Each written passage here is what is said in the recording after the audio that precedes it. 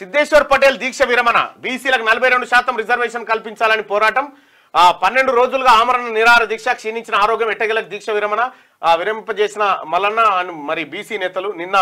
ఆయన రిక్వెస్ట్ చేయడం జరిగింది నాది బాధ్యత అని చెప్పడం జరిగింది బీసీ డిక్లరేషన్ ఏదైతే కామారెడ్డి డిక్లరేషన్ ఉందో అది అమలుకు నాది బాధ్యత అని చెప్పి చెప్పడం జరిగింది అలాగే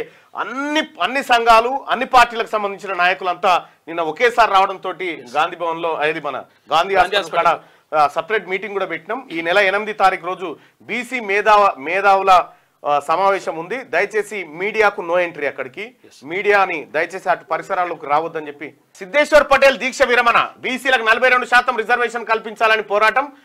12 రోజులుగా ఆమరణ నిరాహార దీక్ష క్షీణించిన ఆరోగ్యం ఎట్టగలకు దీక్ష విరమణ విరమింపజేసిన మల్లన్న మరి బీసీ నేతలు నిన్న ఆయన రిక్వెస్ట్ చేయడం జరిగింది నాది బాధ్యత అని చెప్పడం జరిగింది బీసీ డిక్లరేషన్ ఏదైతే కామారెడ్డి డిక్లరేషన్ ఉందో అది అమలుకు నాది బాధ్యత అని చెప్పి చెప్పడం జరిగింది అలాగే అన్ని సంఘాలు అన్ని పార్టీలకు సంబంధించిన నాయకులంతా నిన్న ఒకేసారి రావడం తోటి గాంధీ భవన్ లో అది మన గాంధీ హాస్పిటల్ సపరేట్ మీటింగ్ కూడా పెట్టినాం ఈ నెల 8వ తారీఖు రోజు బీసీ మేధావుల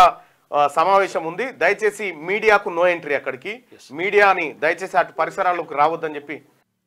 లైక్ చేయండి